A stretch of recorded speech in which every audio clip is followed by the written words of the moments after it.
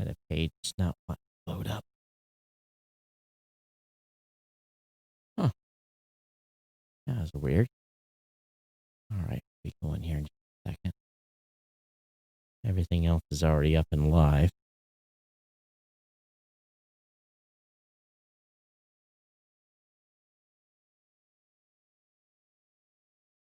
Hope you're all doing well tonight. There, Facebook up. Of course, it's been up.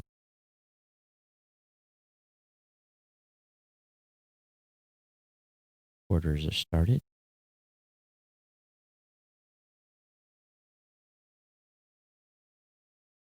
This is Geek News Central. My name is Todd Cochran, coming to you from FEMA Region 5 in the new media production studio designed by Automute.com in Coldwater, Michigan. The lead stories are Facebook introduces forecast. Subway, well, the bread you've been asking for is not bread. Amazon wants to read your palm, eyeball, cologne, shoe size. Big tech, well, big tech stocks. Big tech stocks got smashed. I want to welcome you to episode 1479 of the Geek News Central podcast for Thursday, October 1st. This show is sponsored in part by GoDaddy.com and listeners just like you. Great deals from GoDaddy can be found at geeknewscentral.com/GoDaddy. You can support this show today at geeknewscentral.com/insider. Hey, I want to give a warm welcome to all the brand new listeners of the show. Thank you for being here for the first time. If you are here for the very first time, and this is the first time you've heard this podcast, I want you to get over to geeknewscentral.com, or if you're not subscribed to the show yet and you've been listening for a little while, hit the subscribe button on the sidebar, whether it be Apple Podcasts, Google Podcasts, Spotify, etc. Pick your listening destination and subscribe to the show. You'll find a place there on the website also to subscribe to the newsletter. And along with that, we got great content on the website, so go ahead and check that out as well. We definitely appreciate it when you do that. That makes you part of the family, joins the family here, being part of our team. So you can hang out in our chat room. That's available via our Discord channel. The link will be in the show notes tonight, or at geeknews.chat, our Mastodon chat server. You can also be on our Slack channel. If you want to just send me an email, geeknews@gmail.com, or if you have a comment about the show today. Either way, we can get you connected on the Slack channel, or I'll read your comment on the air. On Twitter, at Geek News is the Twitter account. Phone started ringing. I'm gonna have to continue to put that on disturb, do not disturb, because it never fails now. Business is so crazy that this thing's ringing off the hook 24/7. So you can follow me on Facebook as well. Just search for my name, Todd Cochran. Again, geeknews@gmail.com, at Geek News on Twitter. Partner shows are all linked at geeknewscentral.com. That's the best part. You can go over there and get your fix of more podcast content, either with GNC Week in Review. You can go with a Gadget Professor. You can listen to the new media show. We've also got the Pro Gear Guru page. We've also got Podcast Legends, which is an older show. And of course, we're live here twice a week for this particular podcast, Monday and Thursday evening. Hey, if you're on watching live, I want to thank you for being here. Make sure you check in, say hello. Definitely appreciate it when you do. But as always, this show is sponsored by our good friends at GoDaddy. We want to make sure that you save big money at GoDaddy. And really, all you got to do, it's a piece of cake. Is get over to geeknewscentral.com/GoDaddy. When you're on the page there, you're going to save a pile of cash, whether it be 30% off a new product purchase, a $4.99.com on new or transfer domains for new customers only, or for all of you, $1 a month economy hosting for the first year with a free domain, or $1 a month managed WordPress hosting for the first year. Again, with a free domain. We're giving you a free domain with a $12 year account for the first year. $12 for the first year, and you get a free domain name with that. So a normal domain name costs $8.49. That's what a normal .com costs if you don't have any special deal. Now, that 99 cent, 499.com, again, is for newer transfer. That's a one-time deal. But there's a $1 a month economy hosting for 12 months. This is an ongoing deal. This is the best deal in podcasting. And you can save a pile of money. Or if you're a business, you can try that free trial of GoDaddy Website Builder, your choice of personal business or business plus plans. Again, a 1-month free trial with that. All the things that you do by using my code is kind of outlined on this website. Why you should support Geek News Central. Number one, for those of you listening, hey, it keeps the lights on, keeps the rent paid, keeps the insurance. You know how much my insurance bill was this quarter? $440.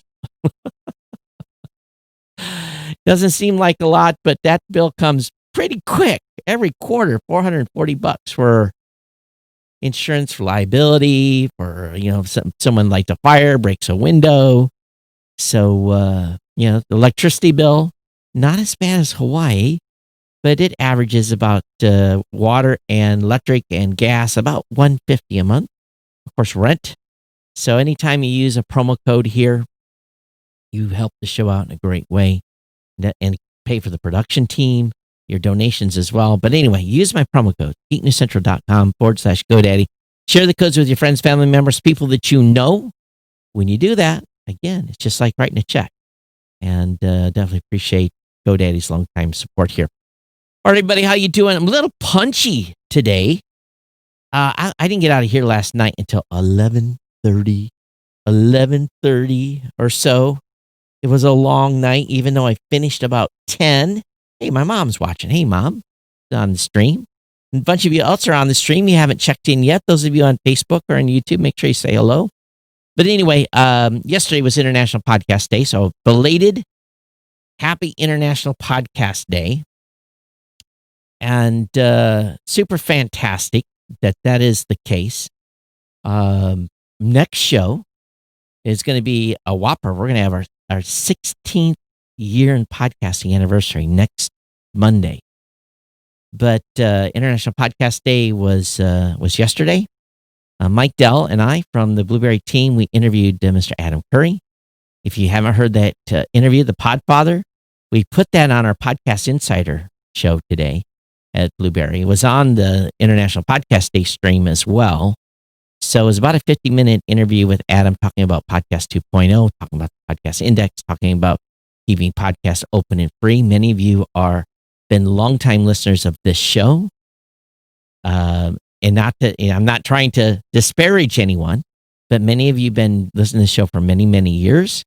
And for whatever reason, have never gave a donation to the show, which is okay. That's your prerogative. But the show's free. It's available online. You can access it, get to listen to it throughout podcasts or whatever podcasting app that you have, and many other apps. But there is this move afoot in the corporate world, the corporate worlds of Spotify's and others, to start slowly gaining control of the podcasting space and putting stuff behind paywalls. Poor Joe Rogan, he is basically moving into hostile territory. He's going to Spotify. And the Spotify employees in America said, we're going to strike unless you censor Joe Rogan, unless you editorialize him. So many shows,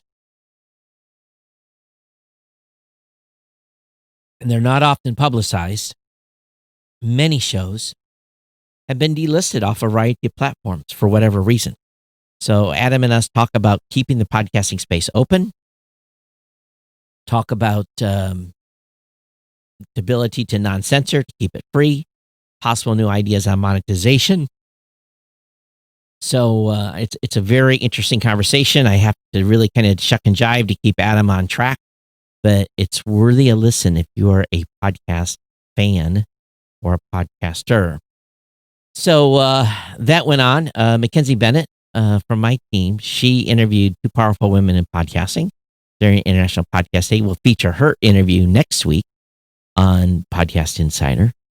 And so excited to be, at least there were two really, really great hours. And then, of course, I had the Podcast Awards last night as well. So I had some technical issues last evening. And I'm going to tell you something. For those of you that are fans of the show and those of you that are watching, I'm going to show you what saved the day last night. what really saved my bacon. I've been so busy, so crazy busy, I kind of forgot. When I'm streaming, the TriCaster takes care of everything, right? And when I do events where I have guests here that come in via the Skype or anything like that, they're all tied into the audio system. But when I pre-record something and then I use a TriCaster to play it back, therein lied my mistake. That only gets piped out live. It doesn't come back to any external.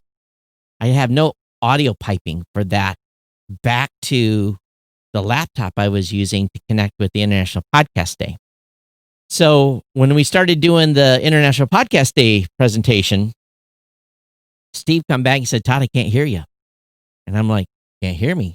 Because I was just playing back a pre-recorded session. It should have been like push a button and I'd sit back here for 50 minutes and enjoy the ride. Well, I forgot that the digital recording not patched into this laptop. Now, hindsight being 2020, I could have fixed it because I had a digital way to patch in the audio. But in my panic of the moment, I forgot. All I was a mouse click and a change away, and we'd have been good 30 seconds tops, and I would have fixed things. Instead, I stumbled around here in a fog for 2, 3, 4 minutes and finally remembered that I have a port here that's on the side that's basically directly out of it's basically a source out of the TriCaster that I use to monitor stuff on headphones when I'm doing testing. Well, what did I need? I needed this cable. I need a mini jack with 2 male plugs. And, here's where fate was on my side. And it saved the day. I jumped up, went across the room, flipped the lights on to the storage room, looked for the box that said mini jack. I tore that tub out of the thing. I popped the lid open, and right on top laid this cable. Now, if you notice, it's got little pink thing on it. It's because I've used it before. This is never leaving this desk ever again. I just came over here, snap, plugged it in over there, snap, and guess what? I was good for the Adam Curry segment. So then, all right, wasn't streaming anything. I was just playing back. So then we got ready for the podcast awards. I'm slick. I'm good. Everything's up. Everything's running. And in my ear, I heard an echo. And then it echoed again. And it was a loop. And I had said to Steve, I think I got a problem. I got a problem. It kept coming in my ear. Got a problem. Got a problem. Got a problem. Got a problem.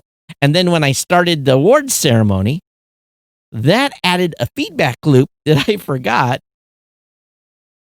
was actually being fed back to my main system. So I had this ever increasing loop of insanity.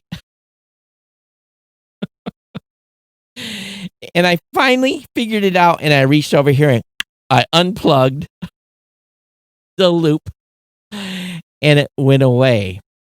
So, hey, I'm a professional. I know what I'm doing. I don't need to test. I'm good. But I hadn't run this setup in a year. What a chucklehead. So, anyway, I had a long day yesterday. So, of course, the live stream cleaned up. Everything was good. 149 people on the live stream at the time were a little bit confused and complaining in chat. So as soon as the podcast awards finished, I immediately made that live video private. And of course, I thought earlier in the day, I should upload a master copy to YouTube to make sure that, I have a good copy. But I hadn't done that. And that master file was only like 5 terabytes because I made it super high quality. So what do? I'm like sitting here after I finish, and as soon as the stream goes off, I've got the YouTube upload going on, and YouTube says, "Hey, 45 minutes before the upload finishes," and it was already 10 o'clock, and I'm like, man. So there was some stuff I could do around here, and it actually took about an hour to upload because I'm on this super high-speed internet here. And long story short, everything finished up, and I walked away. I sent Dave and Steve Lee of the International Podcast Day, put 2 files into Dropbox with them, so they had clean files. I uploaded to YouTube, put it on the Podcast Awards site. They had clean files, thank God. And there was only one boo-boo during the Podcast Awards that we messed up. But other than that, it was a great day yesterday. It was a great day yesterday. And a lot of people didn't know that we did this virtually, and they kind of gave me a pass, but oh my God, what a knucklehead I was. But hey, I'm a podcast professional that's almost finished 16 years in podcasting. I am not a live stream professional, and it just goes to show you get too many wires running around. So I have to put a label on this that basically is going to say StreamYard, Podcast Awards, International Podcast Day, and then another little tag that will say something like dumbass. So it doesn't leave this table. I've got a little spot for it. I'm putting it there. In about 3 months, I'll be like, why is that cable sitting there? And I'll be like, oh, it's got a label on it. So anyway, that's what's going on. And of course, I did a Podcast Insider yesterday too. No, Podcast Insider today, new media show yesterday. Woo! Been busy. You don't want to hear this. You want to hear the tech stuff. That's cool. Hey, Ted, how are you doing? Stephen, thank you for your kind words. But I can tell you guys here, because we're all family, right? There are some podcasters in the podcasting space that do not appreciate their audience. I appreciate you very much. 3 hours. Now, the Podcast Awards is a fully timed event with time slots in the awards when stuff is due. And when people become nominees, they get no less than 5 emails from me with read this. It contains very important information. And I stress like 5 times. Read this in its entirety. It has deadlines that can affect your eligibility to win a podcast award. And I send that email 5 times. I put on the Podcast Awards website, if you have not received an email from us, you need to contact us immediately. I put on Twitter, if you have not heard from us and you are a nominee, you need to contact us immediately. I send all the emails through a mailing software system so I can see who has opened those emails. I don't normally have to go that, but yesterday, 3 hours.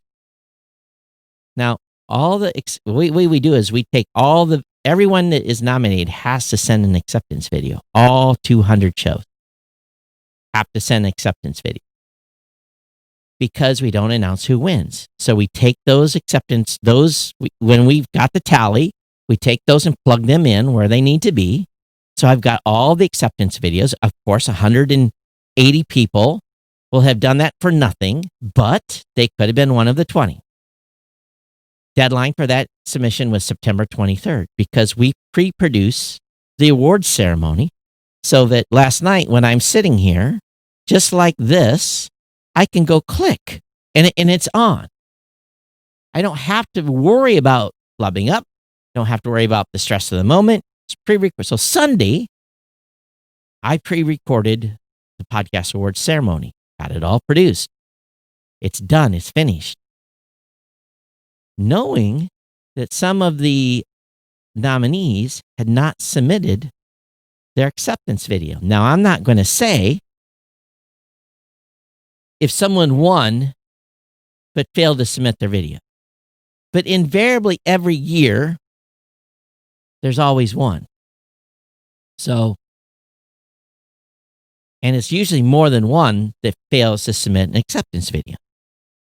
So, that being said, and not saying that this person that contacted me at 3:00 in the afternoon of the awards day and say, hey, I forgot to submit my video. You only sent me one email. There was no date on anything. And as I calmly replied, and I said, in the email that you just sent me, the date is right there twice. And I looked in our campaign system and you opened all 5 of the emails. So don't beg for me to take your video now if you had one, which I'm not saying if they had or had not, and expect me to rework the awards when stuff was in on the 23rd. Some podcasters do not appreciate their audience. And it's a crying shame. It really, really is. So I don't mind at this point being an asshole. I've laid the timelines out, but no exceptions. Absolutely. I said if you have a family member die, if you have gotten your house knocked over by a hurricane, extraordinary circumstances, I will take your late submission. The excuse the podcaster gave me was not related to a family member dying, to a hurricane, COVID related, or anything. It was something else. So I have compassion, but so anyway, I appreciate all of you very, very much. And don't let anyone ever tell you otherwise. All right, let's spend enough time on that. You ready? I got some good stuff today. I mean, I got some really good stuff. I mean, this is so good that mine's gonna waffle a little bit. Are you ready for your brain? Are you really ready for your brain to spin a cog? Listen to this. Facebook is opening its experimental predictions app to all users. The company thinks Forecast will encourage measured, respectful conversation. Okay, so here's the first question that they show as an example. Will the United States rejoin the Paris Climate Agreement? Okay.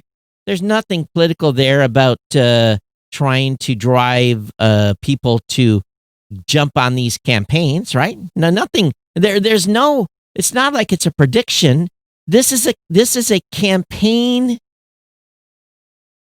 This is a not necessarily political campaign, but this is a agenda campaign in order to get people to get more pissed off to say yes or no. So here's another one. This is one that they put up there. Of course, I thought the next thing they were going to ask is, will the U.S. Senate, if it goes Democrat, expand the court? I was expecting that, but no, it says, will the U.S. Senate vote to declassify further government research into unidentified aerial phenomena, UFOs, by the end of 2020? So these are predictions that they are. It's a prediction app. Do you know evil? My ass. I think that's a Google thing, right?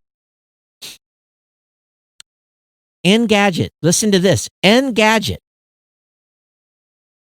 Engadget, which is its own spin on everything, says, and this blows me away, Facebook isn't exactly known for balanced conversations or reliable information. But that's not stopping it from launching Forecast, a community for crowdsourced predictions and collective insights. Forecast will let users ask questions and predict the outcomes. For instance, who will win the 2020 election? Or will we have a COVID-19 vaccine anytime soon? So you're going to be able to run prediction polls. And then, of course, users will be able to browse popular topics and make and share their own prediction. Forecasts will be trackable over time and shareable on other platforms.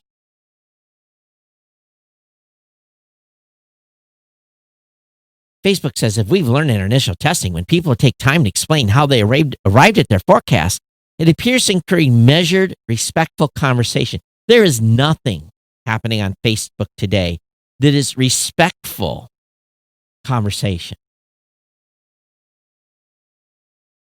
How many of you have been using the 30-day snooze button on people? I have stayed, a bunch of you are on Facebook right now. Thank you. But should we be? I have misgivings about this, especially after you watch that Netflix special.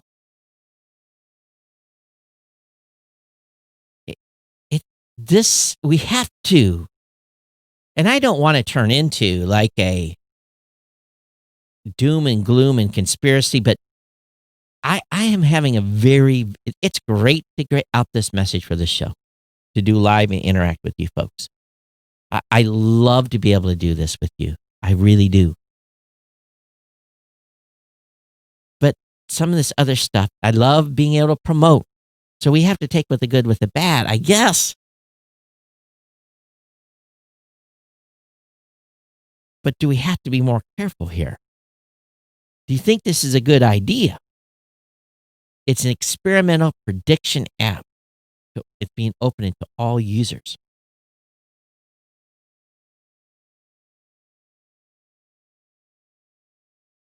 So here's my prediction. Someone is going to start a prediction that's going to say, is QAnon theories true? Yes or no?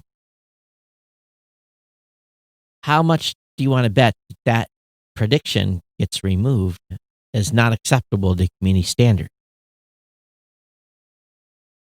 How many folks are going to put questions up about vaccines?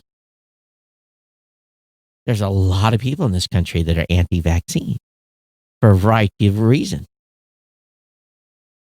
I've had every vaccine known to man. I'm still here. I haven't grown a third eyeball yet. At least I don't think so. But these types of questions are going to drive more diversity, I believe, when people are able to put this. Presidential election. Who do you think's going to win? Forecast the winner. The news is already forecasting the winner. Joe Biden's got it in the bag by the news, right?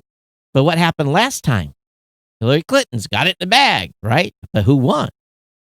I'm not saying the president's going to win or lose. We don't know that. That'll be decided sometime probably a few weeks after November 3rd, based upon everything that's being talked about.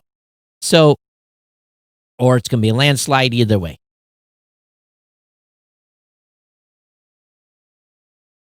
But what does this do? And how can this be rigged? So let's say I start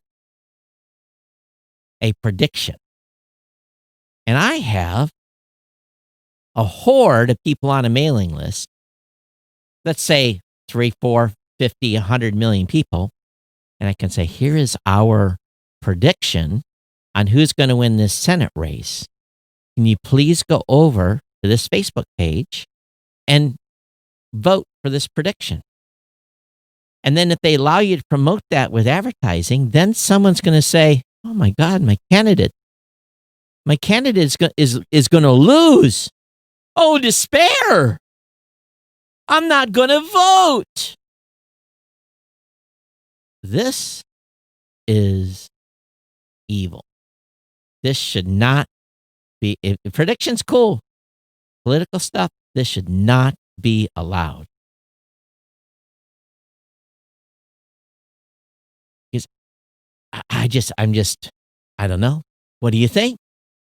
Or is it just more noise? Look over here. Look over there. Look over here. Don't look over there. Look over here. Look at this. Look at this shiny little object. It's a little lure. Look over here. Come here, little fishy. Or, come here, little sheep.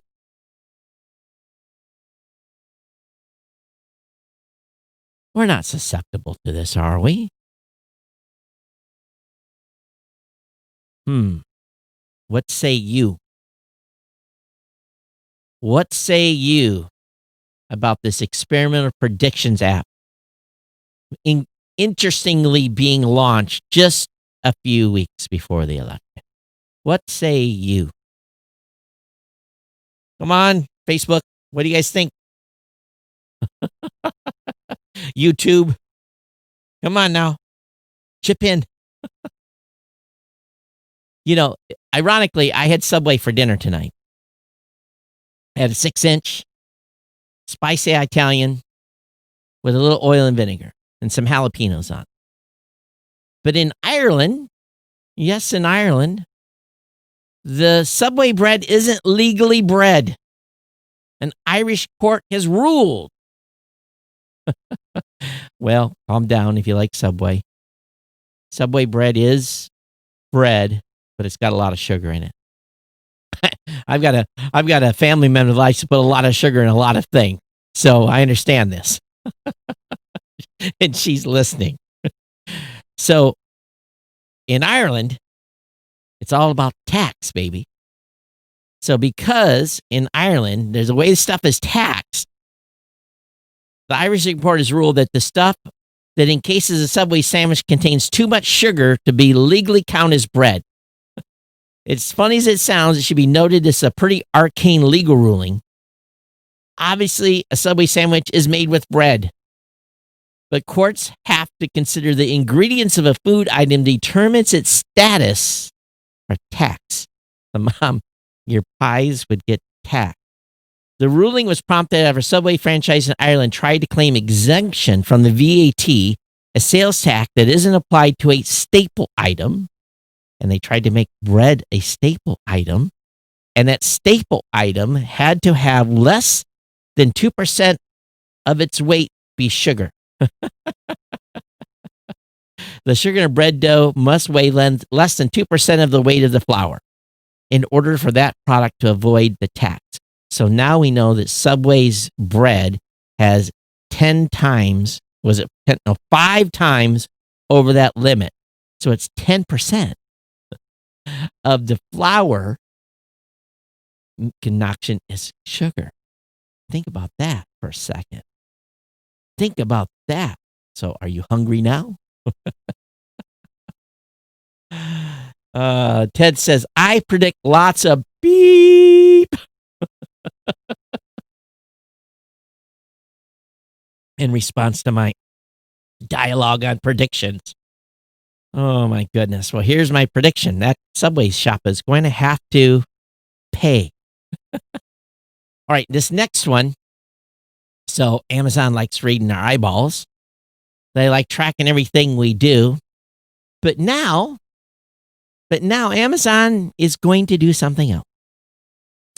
Amazon has a palm reader. No, it's not for giving you a prediction of your future. It's not going to tell you how many wives or how many kids you're going to have or if you're going to live to 80 or not. It's not that kind of palm reader. It's a palm reader for you to check out. Not a thumb, not a fingerprint, not an eyeball, not an app, not your foot, not anything else but your palm. It's called Amazon One. They say it's not about identity.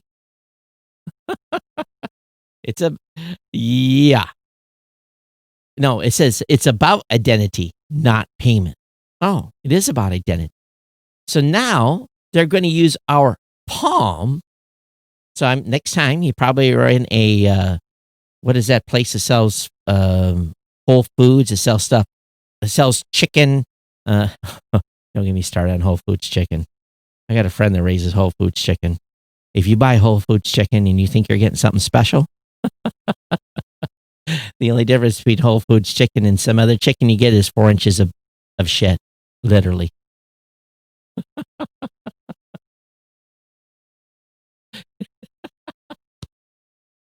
It's a truth. It's a truth. I've talked about this in the past. We won't need to go into it anymore. So earlier this week, Amazon unveiled Amazon One, a new technology for Amazon Go stores that lets shoppers pay for the groceries by scanning the palm of their hand. By analyzing the shape of your hand and unique configuration of veins under your skin, Amazon says the technology can verify your identity the same way facial recognition does. Oh, great.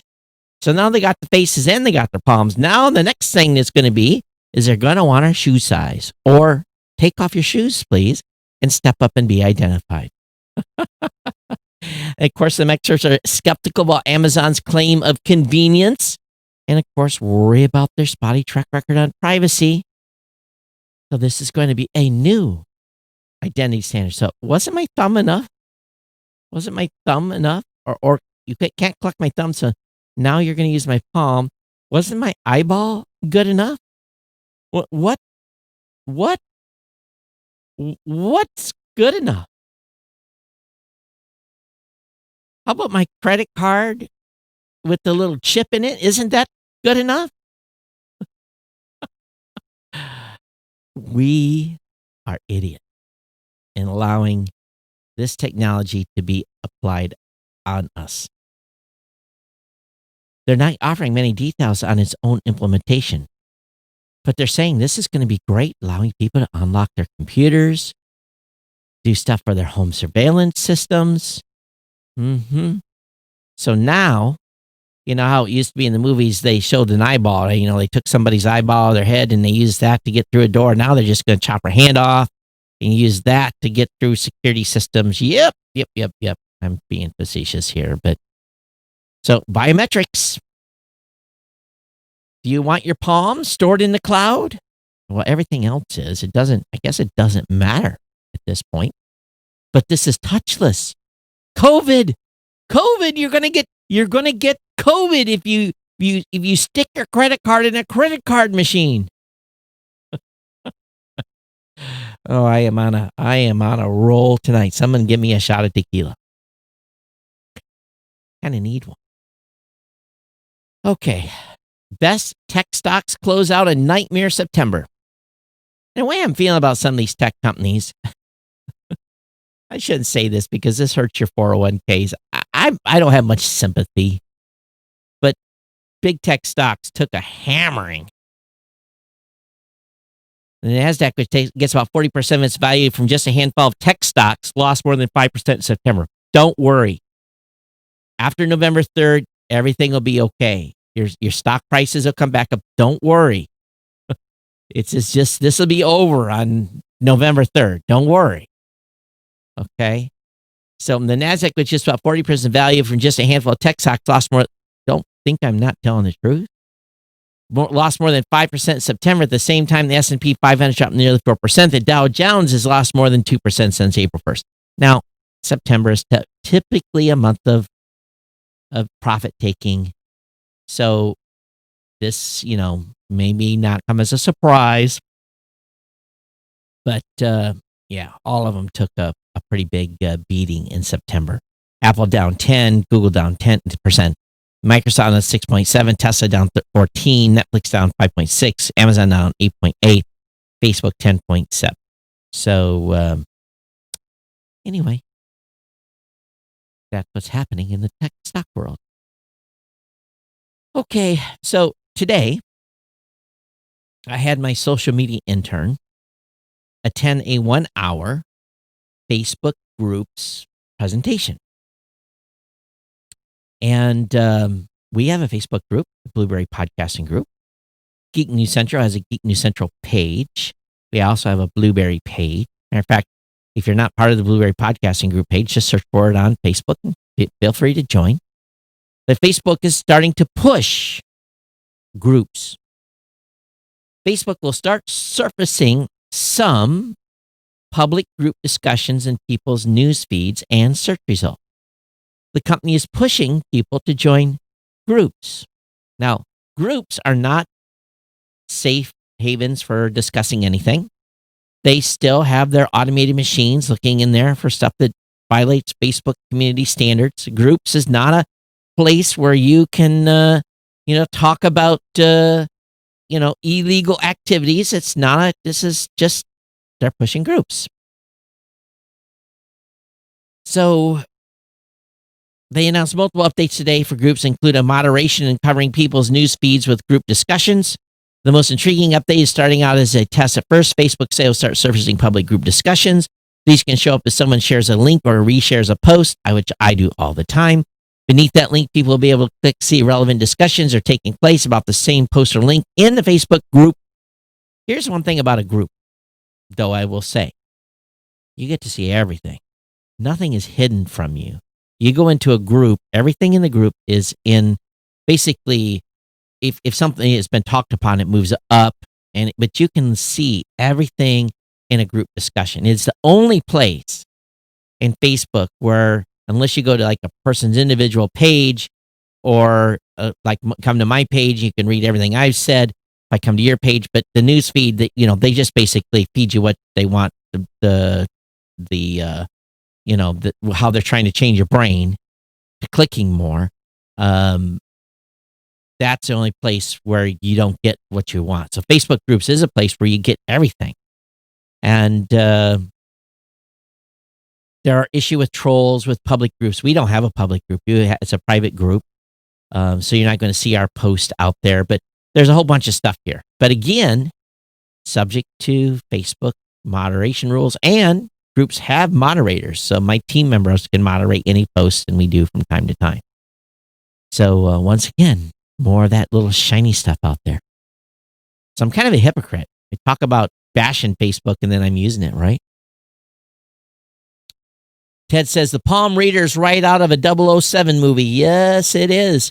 Timothy says, next they'll want DNA. Hey, they've already got that.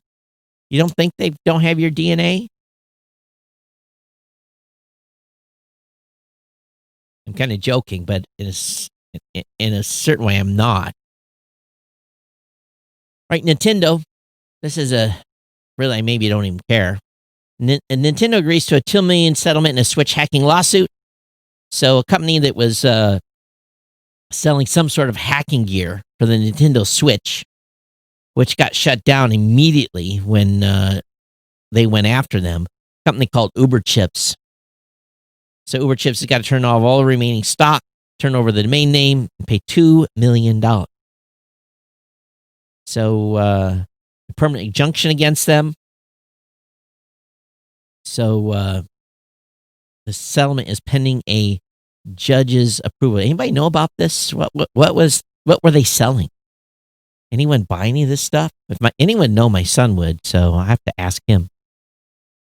A rogue Earth. Yes, a rogue Earth has been discovered freely floating in the Milky Way without a star. So, yes, there is one out there.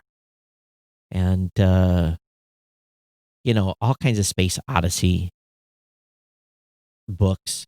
They always talk about rogue Earths, and that's always where there's the secret empire is stashed, all their building facilities and stuff like this. So maybe through the optical gravitational lensing experiment, it's a collaboration with the Korean Micro Lensing Telescope Network. A team of scientists announced the discovery of a low-mass rogue planet. There are no stars near it, and its distance from Earth is unconfirmed. The team says it proves that microlensing technique is effective at finding Earth-mass planets that are free-floating in space. Another one's one that's been, it's like Pluto decides to take lunch and leave the orbit and go somewhere on its own. That would be a rogue Earth-mass planet. But anyway, they've discovered this. And so kind of curious, kind of cool. Makes you wonder, how did you get there? What catalytic event throw you off your travel around your prior owner? NASA has a new challenge to bring frozen samples of the moon back to Earth. Well, hey, I've already got it. This is an easy one. Getting cooler. When astronauts return to the moon for the first time since the Apollo era, they'll be tasked with conducting some very lucrative science operations, and NASA wants ice. They want moon ice. They want to know where it came from, but they want it frozen. So it appears NASA wants some public input, but I'm telling you, they make these great coolers in the Philippines that people really love to buy here in America. Those are the best. Send one of those to space, and your stuff will be frozen upon arrival. But it's got to keep it between 150, minus 238 degrees Fahrenheit to absolute zero, minus 460 degrees Fahrenheit. So do you think it's up for the challenge? Yep, Ted, it may be the Death Star. They might be out there building that rogue planet could be the Death Star. If it is, it's awful big. So, how many of you have Android Auto? You've got you got Apple Auto or whatever they call it. Are you ready that the Alexa app now has 2 new features for your car? Just what you needed is another thing telling you what to do when you drive. Has an auto mode and start my commute mode. Going to be rolling out in the coming weeks. Auto mode consists of 4 screens, a home screen, a navigation screen, communicate, and play. And aims to have her act as your in-vehicle assistant. Recently, because I'm so bombarded, I get in my car and I have a certain music play track going, and I play it as loud as I can all the way home because that's gives me a break. So that's all I want to hear in my car right now. I don't want to hear turn right, turn left. Matter of fact, my car can just find its way home. It's only 13 miles, and there's no traffic. You don't have to be told by WAZ that I need to go a different route or anything like that. I don't need this. But for those of you that love Alexa, you have a love affair with her. Yep, she has 2 new features for your car coming to your phone in the next couple of weeks. I know a lot of people watch movies via their notebooks. They don't have TVs. This is a really huge phenomenon now with young adults. Maybe they can't afford a TV, but they've got a tablet or something. But Netflix is only going to stream 4K to Macs that have the T2 security chip in. We talked about the T2 security chip a couple of years ago, plus and minuses of that. But only Macs released since 2018 include the coprocessor. And if you want to, I don't have the bandwidth anyway. I barely have the bandwidth to get SD. But, and by the way, I'll get to it here in a minute. Don't leave. When Apple releases Mac OS Big Sur later this year, Mac users will finally have the chance to start streaming Netflix in 4K only on T2-equipped 2018 Macs or later. Would be MacBook Pro, MacBook Air, Mac Mini, Mac Pro, iMac Pro, and the 2020 iMac. So I think maybe my iMac is good, but I don't watch movies at work. I work. You do have to have the $16 a month Netflix premium plan. And you can, contraire. You can only stream 4K content through Safari. Oh, isn't that convenient? Verizon. I got real excited.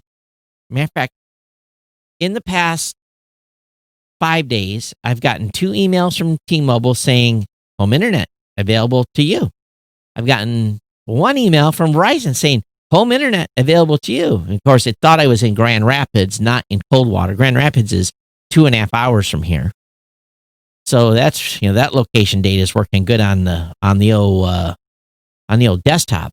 But Verizon expand LTE home internet to 48 states. So this may be for some of you. Now, the quote-unquote rural internet service is now live in 189 areas. 48 states, 189 areas. So that means about 4 4 rural areas in each state now has LTE home internet.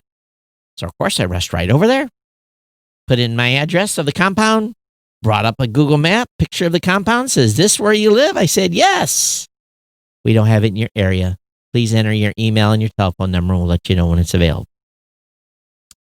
Yep. Come on, Elon. Let's get those satellites up.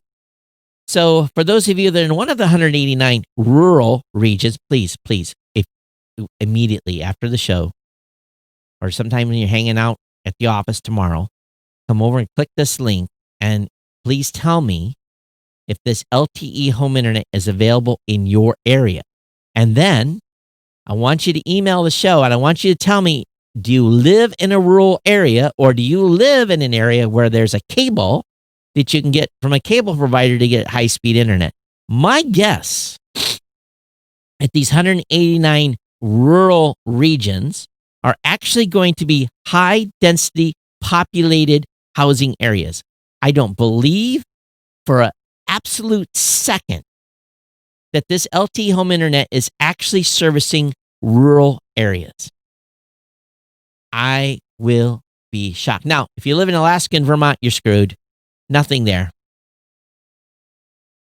So it says this was tested in Georgia, Missouri, Tennessee, Virginia, and Kentucky. So just go to the Verizon website, put in your address, and see if it's available if you live in a rural area. What is a rural area?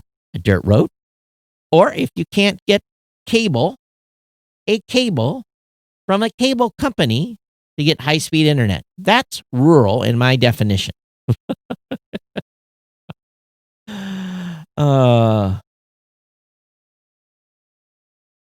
Rita says, I have a TV that I don't have an antenna or a cable. That probably means, Rita, that you're rural.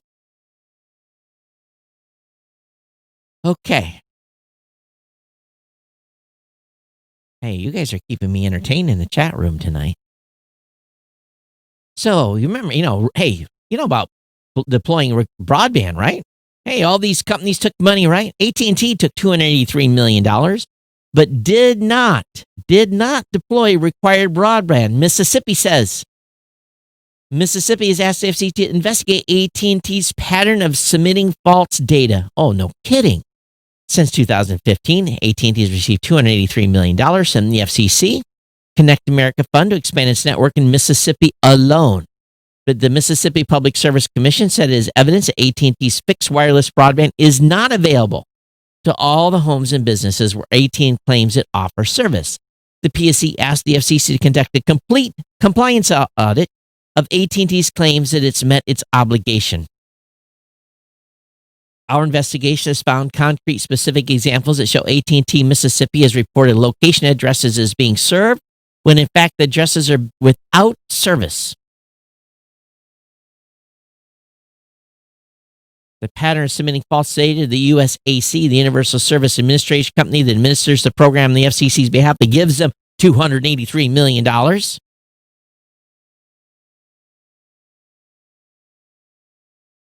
Has not done their job. And yet, in August 2015, AT&T accepted $428 million,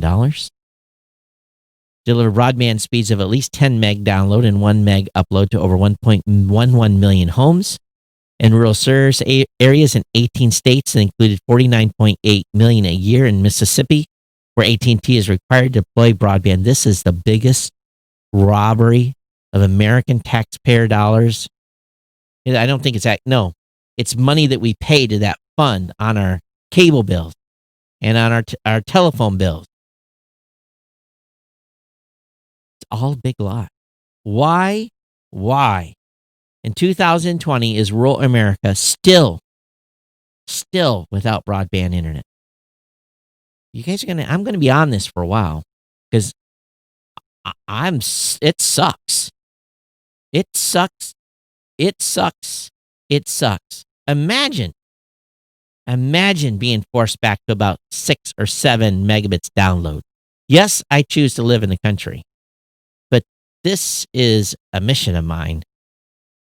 Come on, Elon Musk. Microsoft's new 549 Surface Laptop Go aims to compete with Chromebooks. The new Surface Laptop is smaller, lighter, and less powerful. Of course, but it's beautiful. For some reason, people really love these Surface laptops. They really do. Are you one of them? Not a bad laptop, as it appears. IKEA. I have to say, I think I've only ever been in one IKEA in my lifetime. But IKEA sells batteries, just like Amazon does. But IKEA decided that they're going to become socially, they're not going to sell recharge. IKEA will stop selling non-rechargeable alkaline batteries by October 2021. Okay, I would switch to rechargeable alkaline batteries if I could actually get batteries that lasted. They're expensive. They last about a year. Then they won't recharge no more. I've thrown as many rechargeable alkaline batteries away as any other standard non-rechargeable one. Now, I will say this. The Amazon alkaline batteries, they're junk. These are cheap for a reason, but they barely last. I'm not a fan of these. I will be going back to Energizers. They're more expensive, but they last 3 times as long as these pieces of crap. For whatever reason. What I was holding up, for those of you that were listening, was Amazon basic alkaline batteries. Absolutely crap. I'm in a mood. Senate committee votes to subpoena Facebook, Google, and Twitter CEOs. Members plan to grill Zuckerberg, Kai, and Dorsey over Section 230 protections. Yahoo! When's that going to happen? Thought that was supposed to happen last week. So, we'll see. We'll see when this happens.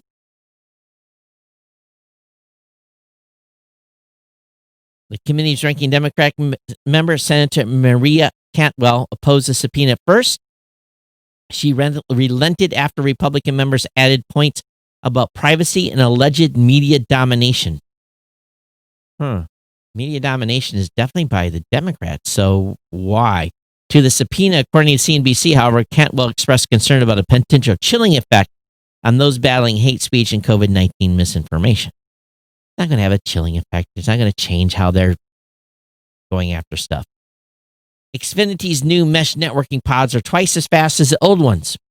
They also have 2 Ethernet ports for when only a hardwired connection will do. So, more mesh, more updates. That's the one from Xfinity. Link will be in the show notes. This is an interesting article, and it's over on KrebsOnSecurity.com. Ransomware victims that pay up could incur steep fines from the U.S. government. So I said, what? What is this? Turns out that if you pay ransomware to an Iranian hacker group, you probably have done something against the law. Or if you have paid a ransom to or through someone that has facilitated the exchange, and you have paid an organization that has been labeled by the Office of Foreign and Assets Control as being, I guess, what do they call it? A terrorist organization, or basically you can get yourself in a lot of trouble. Fines up to $20 million. The FBI and other law enforcement agencies have tried to discourage businesses hit by ransomware from paying them off, noting that doing so only helps further bankrolls. While it may seem unlikely, companies victimized by ransomware might somehow be able to know whether their extortionists are currently being sanctioned by the U.S. government. They still can be fined either way. OFAC may impose civil penalties for sanctions violated based on strict liability. Listen to this. Meaning that a person subject to U.S. jurisdiction may be held civilly liable even if it did not know or have reason to know it was engaging in a transaction with a person that is prohibited under sanctions of law and regulations administered by the OFAC. So let's say you're in some small school district and you're paying a $20,000 ransomware to get your school system on lock. And if it turns out the U.S. government finds out that you paid that ransomware to the North Korean Lazarus Group, you can be held civilly, have a civil penalty, and have a civil administrative matter put upon you of fines of up to $20 million. You learn something new every single day. I had no idea. I had no idea. Now, I got to thinking about this. We've had a couple of people contact us with wasn't ransomware. They said we found a bug. We'll call it a bug. And we're going to give you the information about the bug. And we hope that you'll feel obligated to give us a reward. I'm very, very favorable of those types of requests. And I have handsomely rewarded individuals when they have come to us and said, we have found a bug. And when we close that bug, which may be a security issue or whatever it may be, cross-site scripting scenario, something like that, I break out the Bitcoin if they ask to get their donation in Bitcoin, and I make the donation appropriate for the bug that has been found. Because I don't want to be in a situation where I'm paying a ransom. I would much rather pay a bounty for a bug. Do I know who these people are? No clue. No clue. So can I be held liable for paying a bounty on a bug? Guess it depends on the organization. It makes you sit back and go, huh, doesn't it?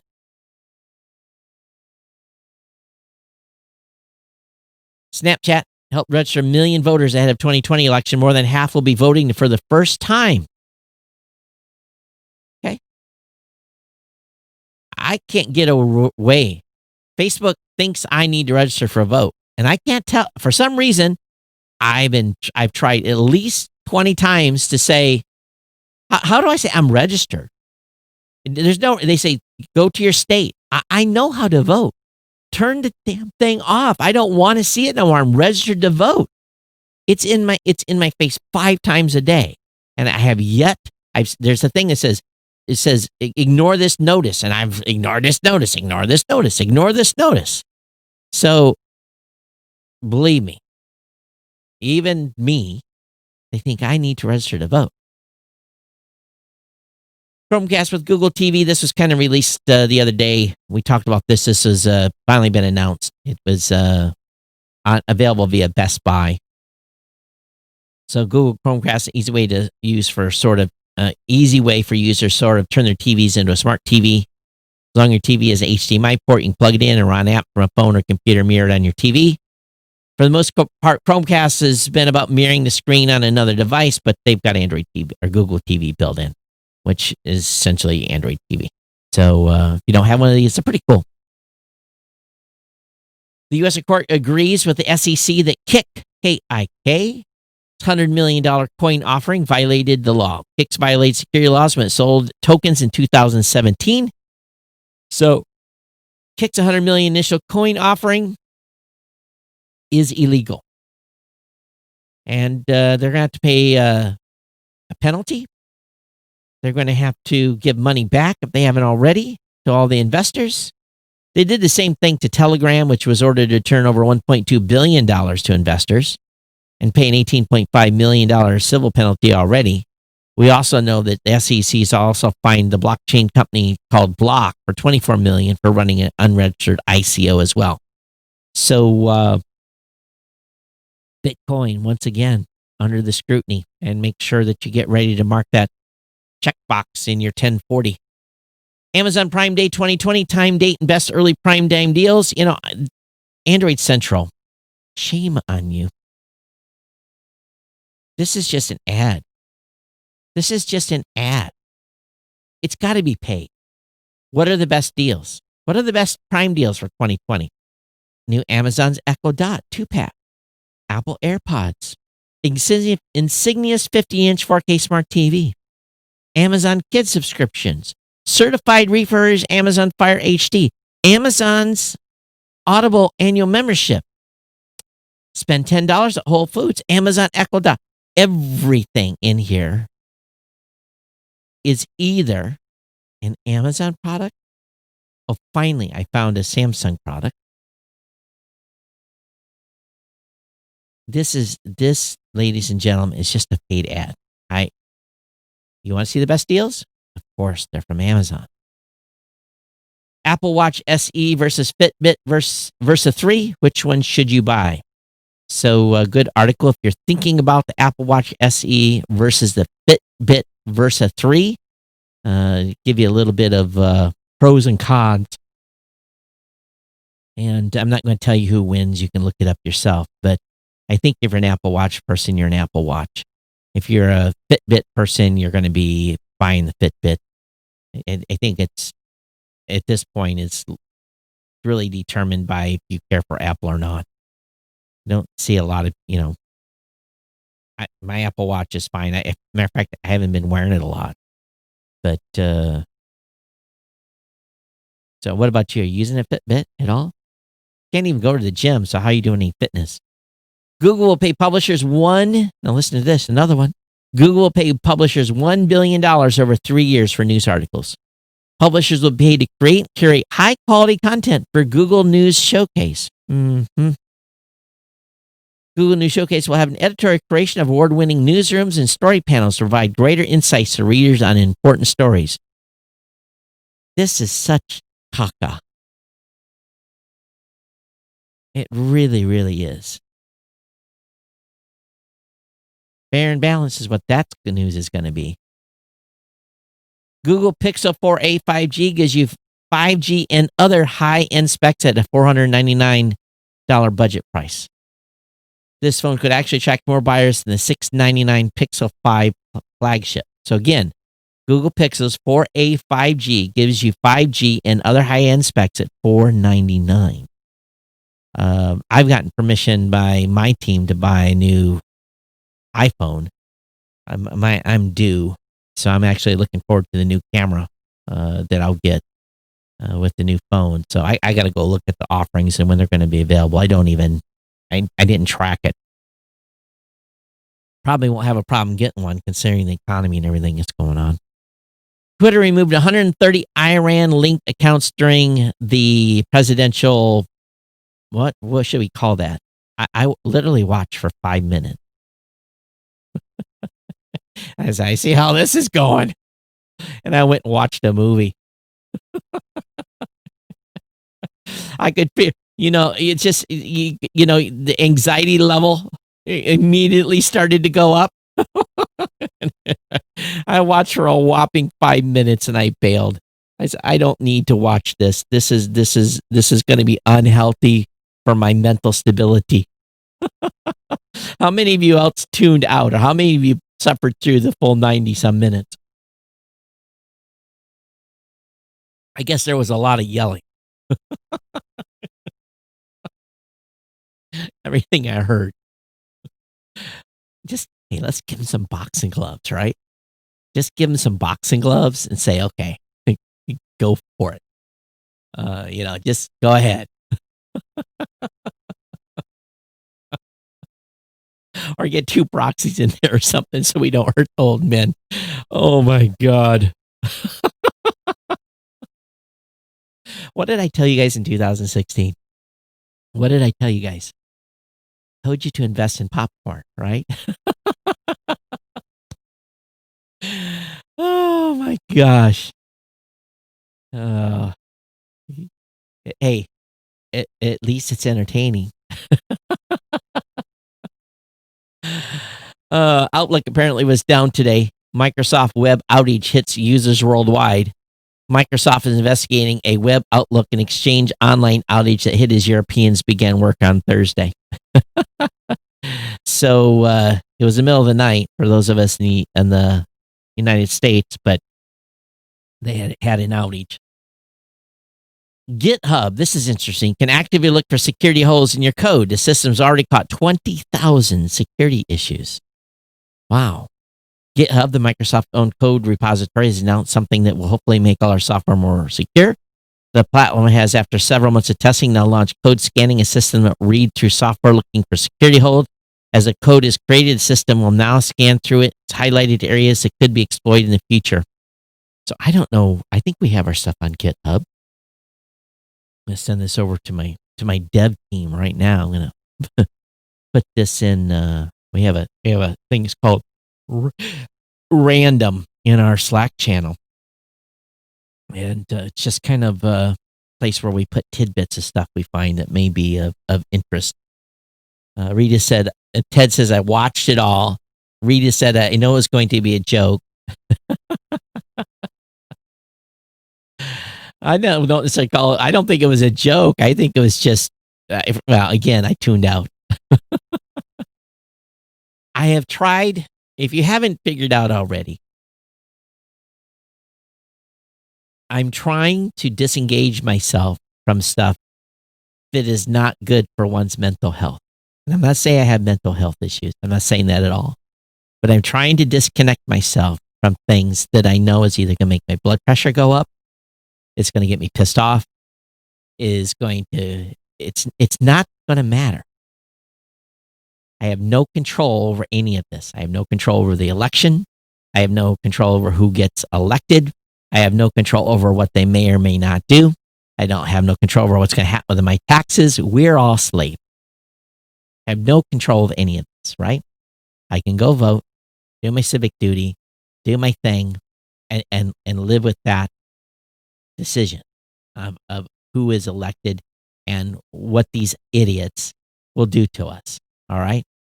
So I'm trying to disconnect myself from all this stuff that is causing all these people to get all kinds of freaked out and think the world is ending.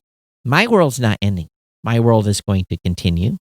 I'm going to continue to live, do what I need to do, and move on. I can only control what I can control. I'm at a stage in my life where I'm not going to go out and be a political activist. I'm not going to go out and do stupid things. All right. Maybe more of us should. I don't know.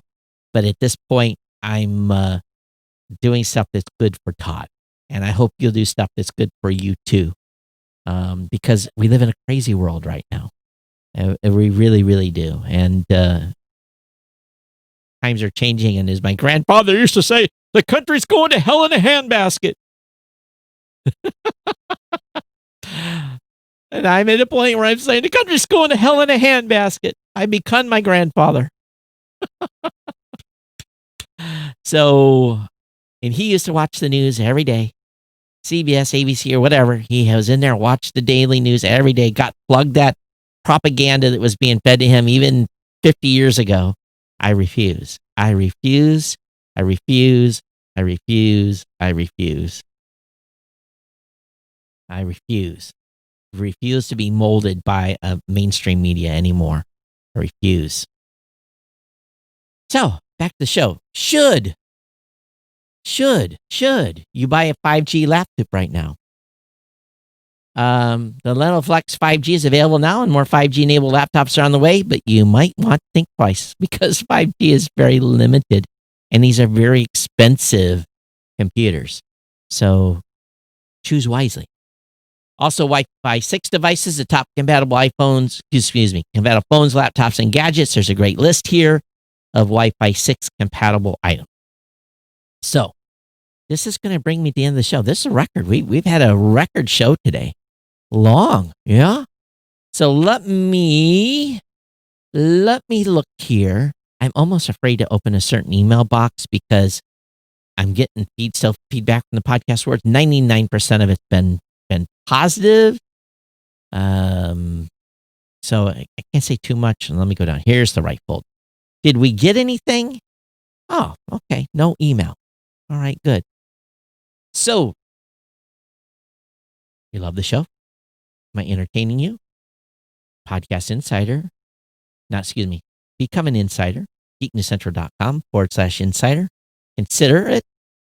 And trying to keep the show light right now.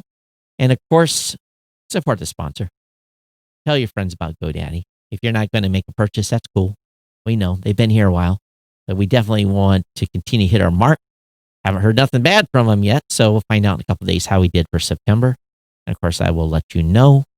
But interesting times we live, and your support is greatly appreciated. Allow me to do what I do, where I do, because if it doesn't happen, then I pack this place up and I move to the compound and I stream it, and then I I record it, and I come find some Wi-Fi to replay it. So everyone, thanks for being here. Thanks for being part of the family. And thanks for those of you on live. I appreciate it. And I am very happy. Well, doing a new show on Saturday, but at least I have nothing to do podcast-wise tomorrow. But everyone take care. We'll see you next time here on the Geek News Central podcast. Be safe. Be good. Take care of your family. Take care of the elderly. Watch out for each other. Bye-bye.